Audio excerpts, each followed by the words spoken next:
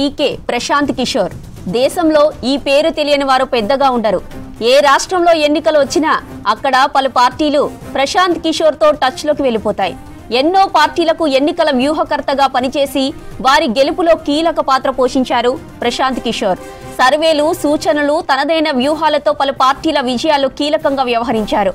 అయితే తాజాగా బీహార్ అసెంబ్లీ ఎన్నికల్లో పీకే ఎన్నికల వ్యూహం ఏమాత్రం పనిచేయలేదు. బీహార్ అసెంబ్లీ ఎన్నికల్లో ప్రశాంత్ కిషోర్ కు భారీ షాక్ తగిలింది. ఆయన పార్టీ జనసురాజ్ కి గట్టి ఎదురుదెబ్బ తగిలింది. అసెంబ్లీ ఎన్నికల ఫలితాల్లో బోల్తా పడింది. ఏ నియోజకవర్గంలోనూ ఖాతా తెరవలేదు జనసురాజ్. ఎన్నికల వ్యూహకర్త సేవలకు స్వస్తి పలికిన ప్రశాంత్ కిషోర్ ఈ మధ్యే ప్రత్యక్ష రాజకీయాల్లోకి ఎంట్రీ ఇచ్చారు. జనసురాజ్ పార్టీని స్థాపించారు. ఫస్ట్ టైం బీహార్ అసెంబ్లీ ఎన్నికల్లో తన అదృష్టాన్ని పరీక్షించుకున్నారు.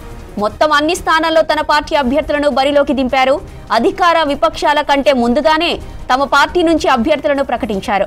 టికెట్ల కేటాయింపులో వెనుకబడిన తరగతులు, ముస్లిం, షెడ్యూల్ కులాల వారికి అధిక ప్రాధాన్యం ఇచ్చారు. ఎలాంటి రాజకీయ నేపథ్యం, ఎలాంటి నేర చరిత్ర లేని కొత్త ముఖాలను పోటీలో నిలబెట్టారు. అయితే అక్కడ ఆయన పార్టీ పెద్దగా ప్రభావం చూపలేదు. ఎన్నికల వ్యూహకర్తగా దేశ రాజకీయాల్లో ప్రత్యేక గుర్తింపు తెచ్చుకున్న ప్రశాంత్ కిషోర్ సొంత రాష్ట్రంలో మాత్రం తొలి ప్రయత్నంలోనే ఘోర పరాభవాన్ని ఫేస్ చేశారు. చాయ్ పే చర్చ, కాఫీ విత్ కెప్టెన్ వంటి నినాదాలు, సర్వేలు, సోషల్ మీడియా ప్రచార వ్యూహాలతో అనేక పార్టీలను అధికారంలోకి రావడానికి కీలకంగా వ్యవహరించిన పీకేకు బీహార్లో మాత్రం సొంత నినాదం పనిచేయలేదు. వలసలు, నిరుద్యోగం, అభివృద్ధిలో వెనుకబడిపోయిన రాష్ట్రంలో రాజకీయ ముఖ చిత్రాన్ని మారుస్తానని హామీ ఇచ్చే ప్రయత్నం చేసినా ఓటర్లు నమ్మలేదు.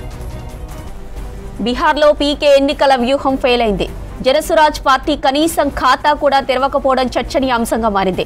బీహార్లో అధికారమే లక్ష్యంగా తాము బరిలో దిగుతున్నామని ప్రచార సమయంలో పీకే ఊదరగొట్టారు. 243 స్థానాలకు గాను 150 స్థానాలు గెలవాలన్నది తమ టార్గెట్ అన్నారు. 150 స్థానాలకు ఒక్క స్థానం తగ్గినా తాము ఓడినట్లుగానే పరిగణిస్తామని చెప్పుకుంటూ వచ్చారు. తమ పార్టీ నుంచి గొప్ప గొప్ప వ్యక్తులను బరిలో దించినట్లు చెప్పారు. అయితే చివరికి ఒక్క స్థానాన్ని కూడా గెలుచుకోలేదు. 2-3 ఏళ్ల క్రితం నుంచే బీహార్పై దృష్టి సారించిన పీకే బీహార్ బద్లావ్ పేరుతో 2022లో పాదయాత్ర చేపట్టారు. 100 కిలోమీటర్లు ఇంటింటికి తిరిగారు. బీహార్ రూపురేఖలను మార్చే ప్రయత్నం చేస్తానని చెప్పిన ఆయన జనసురాజ్ పార్టీని స్థాపించారు. సామాజికవేత్తలు, మేధావులు, మాజీ ఉన్నతాధికారులను ఏకం చేసే ప్రయత్నం చేశారు పీకే. అయితే రాజకీయ నేపథ్యం, నేర చరిత్ర లేని కొత్త ముఖాలను పరిచయం చేశారు. ఉద్యోగాలు, విద్య, ఆరోగ్యం, వలసల కట్టడిపై వాగ్దానాలిచ్చారు. అధికారంలోకి వస్తే మద్యపాన నిషేధాన్ని ఎత్తివేసి దాంతో వచ్చే ఆదాయాన్ని అభివృద్ధి కోసం ఖర్చు పెడతానన్నారు. పీకే సభలకు, రోడ్ షోలకు భారీ స్థాయిలో పబ్లిక్ హాజరైనప్పటికీ వాటిని ఓట్లుగా మార్చడంలో వెనుకబడ్డారు.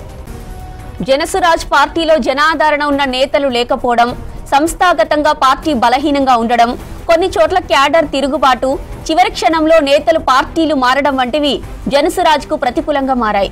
ప్రధాన పార్టీలు పీకే పార్టీని ప్రత్యర్థుల బీ టీంగా ప్రచారం చేశాయి. పోటీకి దూరంగా ఉన్న ప్రశాంత్ కిషోర్ పార్టీ బలోపేతంపైనే దృష్టి పెట్టారు. పోలింగ్ కు ముందే ఫలితాలను అంచనా వేసిన ఆయన వస్తే 150 లేదంటే 10 సీట్లు వస్తాయని ముందుగానే చెప్పారు. ఇక ఈ ఎన్నికల్లో పీకే ఎక్కడ పోటీ కూడా చేయలేదు. పార్టీ ప్రయోజనాల కోసమే తాను ఈ నిర్ణయం తీసుకున్నట్టు చెప్పారు. ఇక మరోవైపు ఎగ్జిట్ పోల్స్ కూడా జనసురాజ్ పార్టీ ఖాతా తెరిచే అవకాశం లేదని ముందే చెప్పాయి. ప్రస్తుతం అదే నిజమైంది. మొత్తం 243 స్థానాలున్న బీహార్ అసెంబ్లీకి 2 విడతల్లో పోలింగ్ జరిగింది. ఈ నెల 6న తొలి విడత, 11న రెండో విడత పోలింగ్ నిర్వహించారు. ఇవాళ రిజల్ట్స్ వచ్చాయి.